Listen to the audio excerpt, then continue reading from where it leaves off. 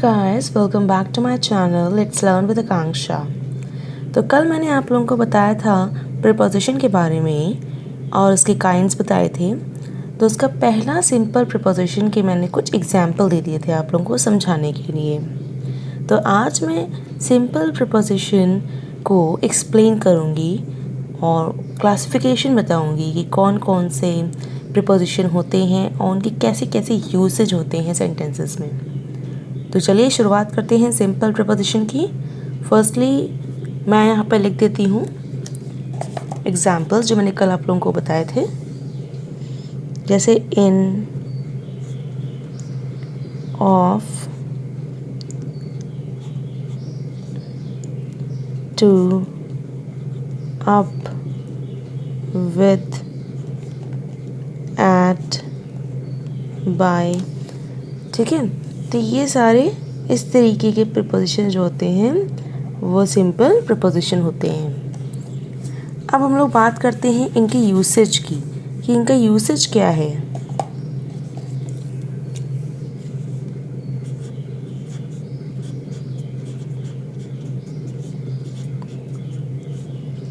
Usage of in, to, for and so on. इन सब की यूसेज क्या है वो हम लोग बात करेंगे आज। तो पहले देख लेते हैं, पहला है यहाँ पे प्रीपोजिशन ऑफ डायरेक्शन। मैं आप लोगों को पहले बताऊंगी जो डायरेक्शन के लिए प्रीपोजिशंस यूज़ करते हैं उनके बारे में कि वो किस तरीके से कैसे सेंटेंसेस में यूज़ करेंगे, उनका क्या मीनिंग होगा। ठीक है, first is preposition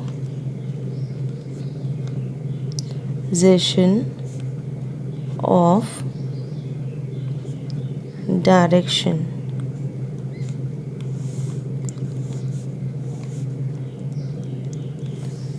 preposition of direction, preposition of direction की बात करेंगे तो प्रीपोजिशन ऑफ डायरेक्शन में कौन कौन से आते हैं preposition words, let us see that.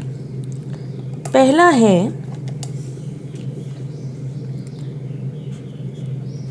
To. ठीक है, पहला प्रीपोजिशन है टू। टू हमेशा हम लोग यूज़ करते हैं डेस्टिनेशन के लिए।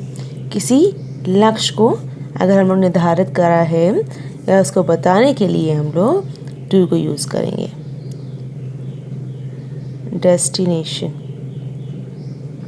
It is used for destination. Understood.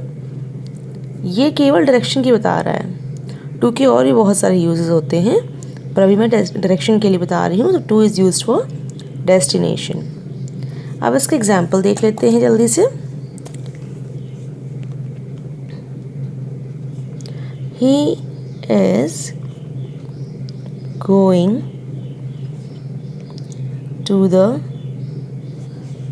Station. He is going to the station. वो कहाँ जा रहा है? स्टेशन जा रहा है। He is going to the station, वो स्टेशन जा रहा है। तो यहाँ पे टू क्या है? प्रीपोजिशन है। Two is a preposition here. Fine, I hope समझ में आ रहा होगा। अब सेकेंड देखते हैं हम लोग। Second is towards. टू से ही टूवर्ड्स मैंने लिया है, टूवर्ड्स। ठीक है, अब टूवर्ड्स का देखते हैं क्या होगा मतलब। टूवर्ड्स का मीनिंग है उसकी ओर। ठीक है, या फिर कह सकते हैं in the direction of. In the direction of मतलब कि किसी दिशा में या इस दिशा में। ठीक है, अब इसका एक एग्जाम्पल देख लेते हैं। जैसे ही is going towards the station. He is going towards the station, वह स्टेशन की तरफ जा रहा है। He is going towards a station, उसकी तरफ, उस डायरेक्शन में, उसकी ओर जा रहा है। ठीक है, उसकी ओर कह सकते हैं यहाँ पे। आई बात समझ में? अब तीसरा देखते हैं यहाँ पे, फॉर। फॉर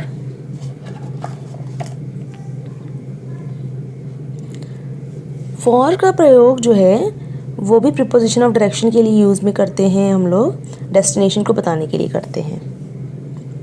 ठीक है, डेस्टिनेशन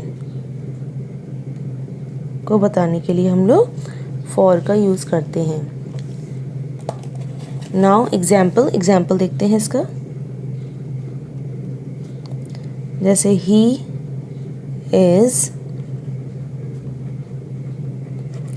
leaving for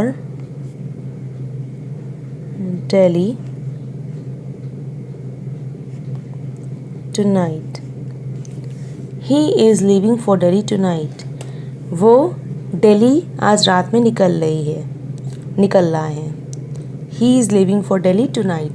वो आज दिल्ली रात में निकल रहा है। तो यहाँ पे फॉर क्या है? डेस्टिनेशन। डेस्टिनेशन के लिए भी हम लोग फॉर का यूज़ करेंगे। ठीक है, वैसे हिंदी में फॉर को बोलते हैं के लिए। क्या बोलते हैं? के लिए। ठीक है, now the next is along. ठीक है, अलोंग देख लेते हैं हम लोग अब। अलोंग इसका मतलब होता है के किनारे किनारे या उसके साथ। मैं यहाँ पे लिख दे रही हूँ हिंदी में के साथ, हिंदी में लिख दे रही हूँ ताकि आप लोगों को समझ में आ जाए, या फिर किनारे।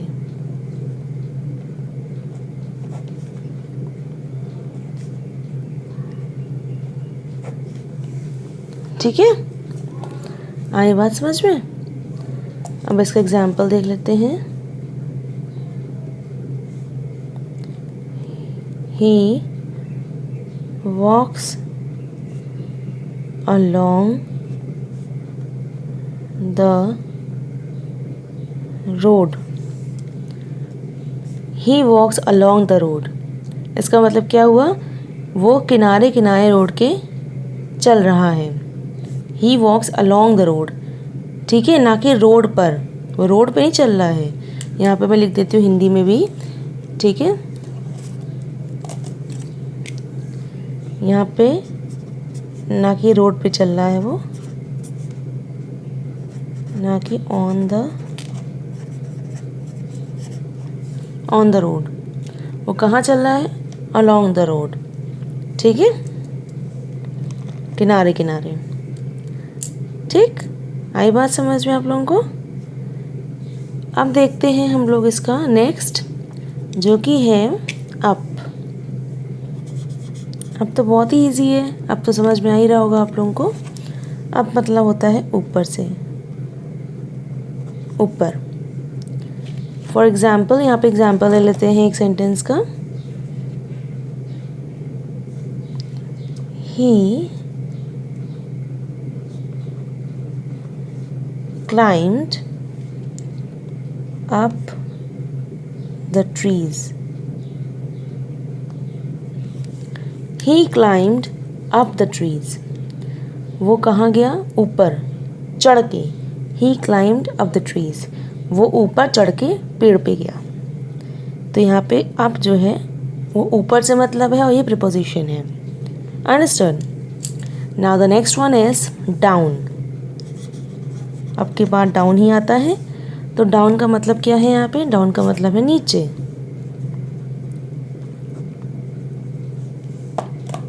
ठीक है, इसका एग्जाम्पल देख लेते हैं।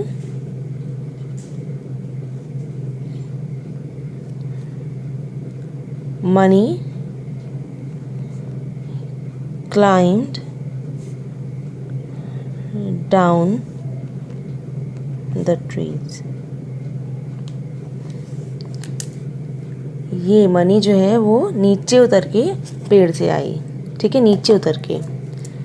क्लाइम डाउन मतलब नीचे उतर के आना।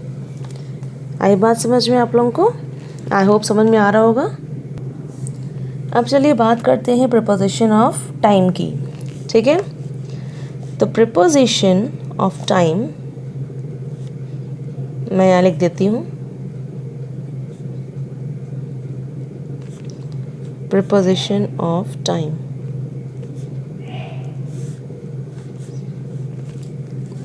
ठीक है। प्रीपोजिशन ऑफ टाइम कौन कौन से वर्ड्स होते हैं? तो पहला देखते हैं, preposition of time is at. At, at का प्रयोग जो है वो हमेशा घंटे के लिए घंटा बताने के लिए या फिर आज बताने के लिए यूज़ करते हैं। ठीक है, तो यहाँ पे मैं लिख देती हूँ इसका मीनिंग यहाँ पे बगल में। ये घंटा या आर बताने के लिए यूज़ करते हैं, बताते हैं। ठीक है, इसका एग्जाम्पल देख लेते हैं हम लोग।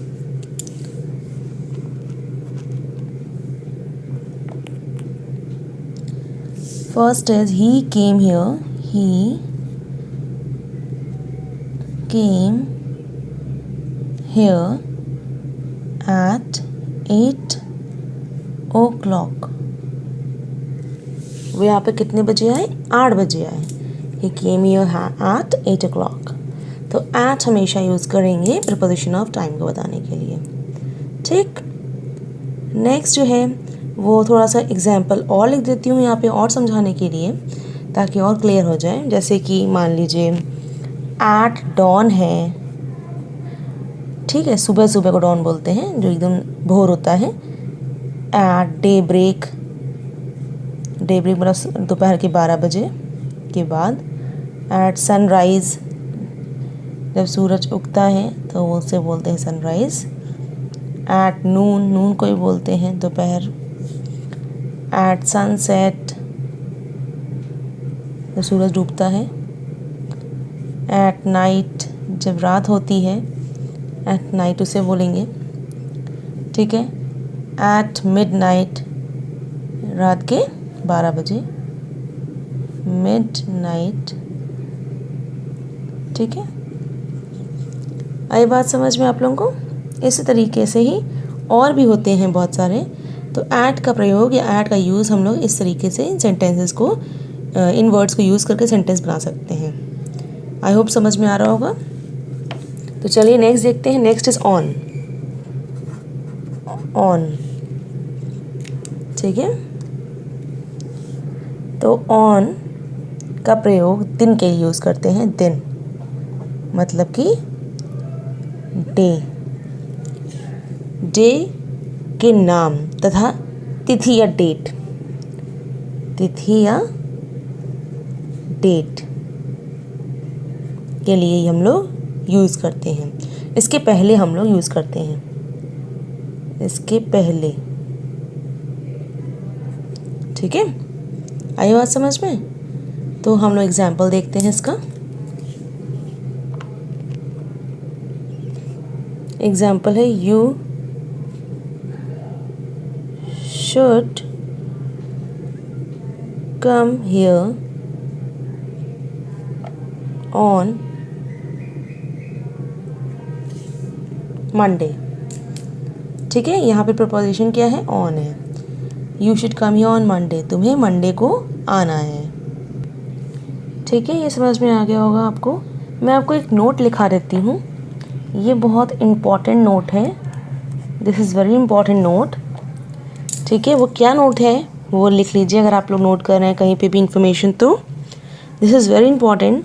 याद रखने वाली बात है कि ऑन जो है, ऑन का मैं लिख दे रही हूँ हिंदी में। ऑन का use morning,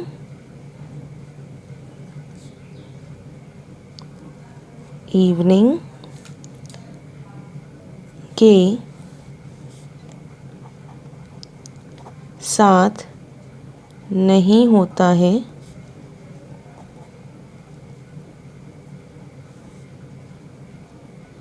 but morning, evening के साथ यदि डेट या डे का यूज़ होता है या यूज़ हो तो इनके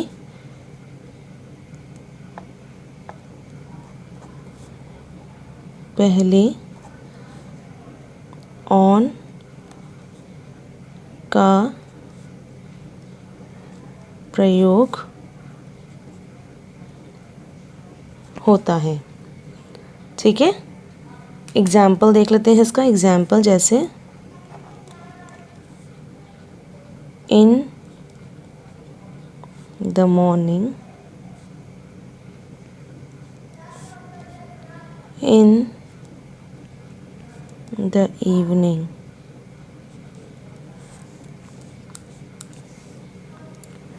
ठीक, अब हम लोग नेक्स्ट प्रपोजिशन देखते हैं। नेक्स्ट प्रपोजिशन है फॉर। ठीक है, अब फॉर के बारे में बात करते हैं हम लोग।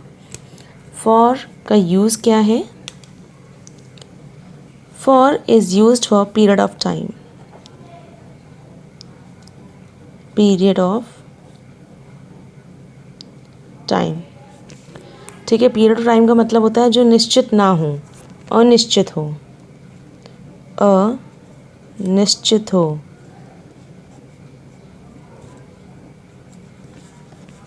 ठीक है, अनिश्चित जो हो उसके लिए हम लोग पीरियड ऑफ टाइम बोलते हैं और फॉर का यूज़ करते हैं। ठीक है, और सिंस जो होता है वो पॉइंट ऑफ टाइम के लिए यूज़ करते हैं। ये दो जो होते हैं प्रपोजिशन होते हैं। अभी मैंने फॉर बताया है, अब इसके बाद मैं सिंस भी बताऊंगी, पॉइंट ऑफ टाइम। ठीक है, वो निश्चित के लिए यूज़ करते हैं। फिक्स्ड जिसे बोलते हैं, ये से अनफिक्स्ड बोल देंगे,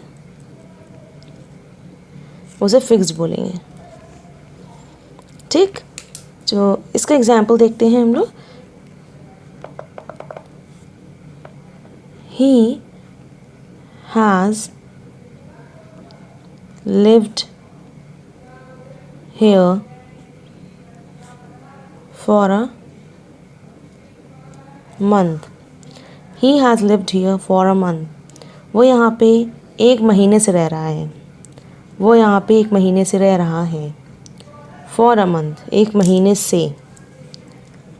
ठीक है, कौन से एक महीने से ये नहीं पता हमें, तो इसलिए for का यूज़ करेंगे यहाँ पे। दूसरा एग्जाम्पल एक और आपको समझाने के लिए ले लेते हैं। जैसे कि they have been working in this office for 2 years. They have been working in this office for 2 years. वो कितने सालों से यहाँ काम कर रहा है? 2 सालों से यहाँ काम कर रहा है। For 2 years. कौन से 2 सालों से ये नहीं पता हमें, वो फिक्स नहीं है, वो निश्चित नहीं है यहाँ पे। अंडरस्टूड? तो फॉर का प्रयोग हमेशा प्रीपोजिशन ऑफ टाइम के लिए कॉन्टीन्यूअस टेंस में नहीं होता है, बट कॉन्टीन्यूअस टेंस में नहीं होता है। समझ में आ रहा है? फॉर का प्रयोग प्रीपोजिशन ऑफ टाइम के लिए कॉन्टीन्यूअस टेंस में नहीं होता है। ये नोट कर लीजिए आप लोग। ठीक है, वो क्या पॉइंट है? फॉर का ये यूज़ है वो प्रीपोजिशन ऑफ टाइम के लिए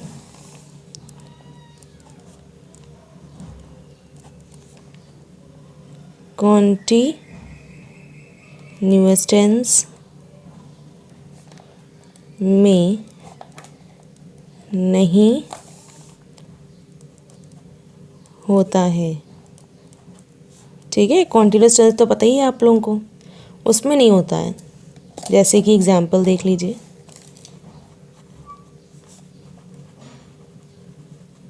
मनीष इज़ रीडिंग, ये कॉन्टीन्यूअस टेंस है। Manish is reading for an our. Position of time के लिए कॉन्टिन्यूअस में यूज़ नहीं करते हैं फॉर। ठीक है,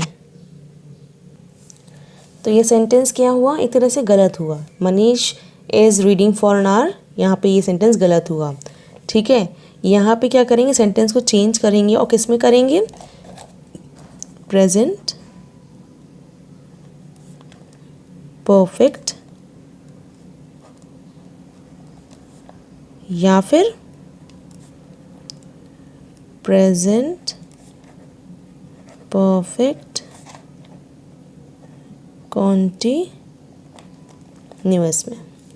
प्रेजेंट परफेक्ट में या फिर प्रेजेंट परफेक्ट कॉन्टिन्यूअस में हम लोग चेंज करेंगे और क्या सेंटेंस बन जाएगा चेंज करने के बाद में, Manish has been reading for an our.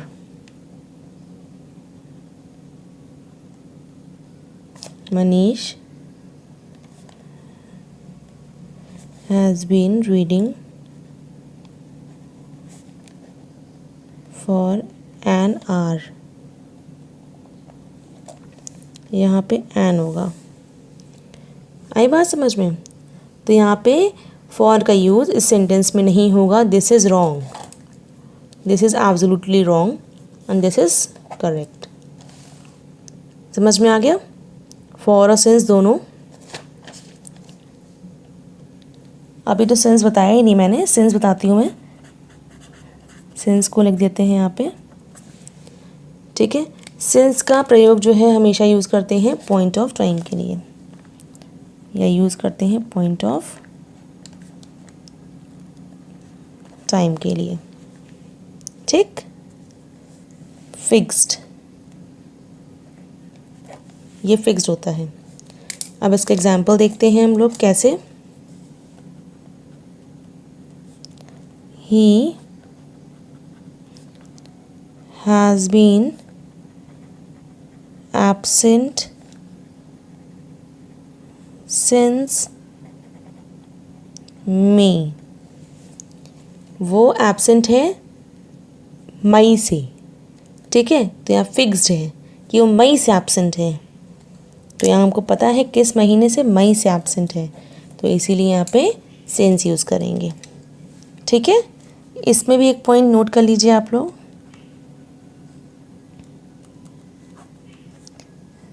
Since का यूज़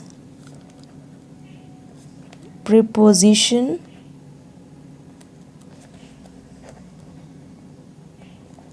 ऑफ टाइम